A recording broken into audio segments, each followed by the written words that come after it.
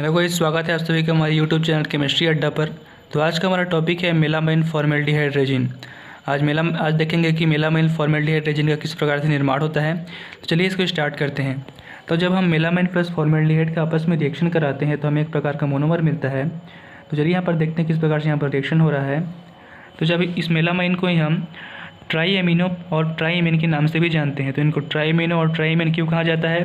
क्योंकि देखिए इसके सेकेंड पोजीशन पर, फोर्थ पोजीशन पर और सिक्स्थ पोजीशन पर हमारा NH2 जुड़ा हुआ है। तो इसी NH2 के जुड़े हुए कारण हम इसको ट्राई एमिनो के नाम से जानते हैं। वहीं पर इसके देखिए फर्स्ट पोजीशन पे और यहाँ पर थर्ड पोजीशन पर और फिफ्थ पोजीशन पर हमारा ट्राई एन जुड़ा हुआ है, इसलिए इसको हम ट्राई एमिन के नाम से भी जानते हैं।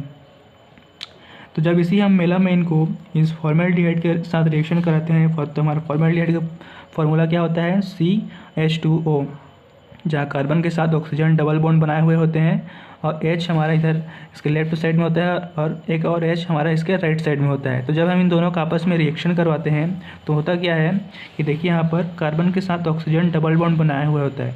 तो ऑक्सीजन की हमें पता है कि विद्युत ऋणात्मकता अधिक होती है। इसकी विद्युत ऋणात्मकता अधिक होने के कारण ये कार्बन से इलेक्ट्रॉन को अपनी ओर आकर्षित कर लेते हैं, जिससे हमारे कार्बन के पास इलेक्ट्रॉन्स की कमी हो जाती है। तो इस इलेक्ट्रॉन की कमी को दूर करने के लिए यहाँ पर का हमारा जो NH2 है, यहाँ पर इसके कोने में जो हमारा NH2 उपस्थित है, यहाँ पर का जो एक H है इसके कार्बन के पास आ जाता है। तो इस कार्बन के पास एक H आ जाने से इसकी जो इलेक्ट्रॉन की यहाँ पर को जो कमी हुई थी वो पूरी हो जाती है। तो इस प्रकार से आपस में रिएक्ट करके हमारे एक मोनोमर का निर्माण करते हैं। तो हमारा कुछ इस प्रकार से मोनोमर का निर्माण होता है। देखिए यहाँ पर का हमारा जो NH2 है, तो सिंपली यहाँ पर का जो एक NH लिए हैं, बाकी यहाँ पर का C और 2 H है और एक O है, तो यहाँ पर CH2O के रूप में लिए हैं। बाकी यहाँ पर का जो एक H कार्बन के पास आया तो सिंपली इसको यहाँ पर लिख देते हैं। तो कुल मिलाकर यहाँ पर हमारा NH2 NHCH2OH समूह बन जाता है। बाकी यहाँ पर का जो इधर एज इट इज़ इसको लिख दिए हैं। देखिए यहाँ पर जो N है इसको एज इट इज़ लिख दिए हैं और जो हमारा NH2 है इसको एज इट इज़ लिख दिया। मतलब इधर का जो बचा है इसको हम एज इट इज़ लिख देते हैं। तो हमारे एक मोनोमर का यहाँ पर निर्माण हो जाता है। तो जब हम इस मोनोमर का कॉन्डेंसेशन पॉलीमराइजेशन कराते हैं तो हमारा NH2 मतलब बहुत सारे वाटर के मॉलिक्यूल रिलीज होते हैं। तो कॉन्डेंसेशन पॉलीमराइजेशन में होता क्या है कि एक के बाद एक सेम यूनिट आपस में जुड़े होते हैं। यहाँ पर सिर्फ एग्जांपल के लिए एक यूनिट लिया गया है। तो इसी प्रकार से बहुत सारे सेम यूनिट्स आपस में जुड़े हुए होते हैं, एक लंबी संरचना में जुड़े हुए होते हैं। तो इस प्रकार से लंबी संरचना में जुड़े हुए कारण ये कंटिन्यूसली H2O के मॉलिक्यूल को निकालते रहते हैं। मतलब बहुत सारे H2O को मॉलिक्यूल्स निकलते रहते हैं। तो यही H2O के मॉलिक्यूल्स के निकलने के बाद हमारा एक कॉम्प्लेक्स बनता है जिसे हम मेलामाइन पॉलीमर मेलोवेयर कहते हैं। तो यहाँ पर के देखिए हमारा NH2O के बाहर निकलने से यहाँ पर का हमारा जो NH2 है, यहाँ से हमारा एक H निकल जाता है और यहाँ पर का जो हमारा एक H ये निकल जाता है और यहाँ पर का ऑक्सीजन निकल जाता है। तो कुल मिलाकर यहाँ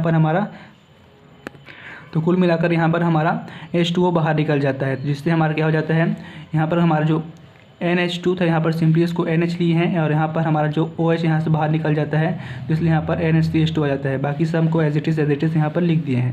तो हमारा बन जाता है मेलामाइन पॉलीमर मेलोवेयर। मतलब यहाँ पर भी सिर्फ एग्जाम्पल के लिए सिर्फ एक मॉलिक्यूल लिया गया है, लेकिन इसी प्रकार से सेम मॉलिक्यूल आपस में कंटिन्यूसली जुड़े हुए होते हैं और जुड़ करके लंबी संरचना में जुड़े हुए होते हैं।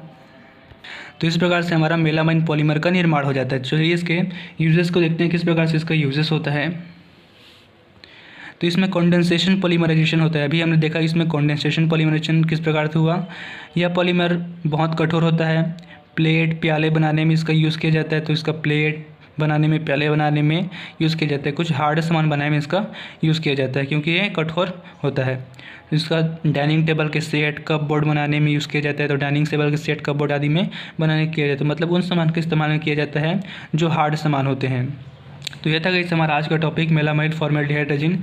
इसमें देखा कि हमने किस प्रकार से मेलामाइन पॉलीमर का निर्माण होता है। तो यदि वीडियो पसंद आया होगा तो गाइस लाइक, सब्सक्राइब और शेयर जरूर करें। Thank you guys.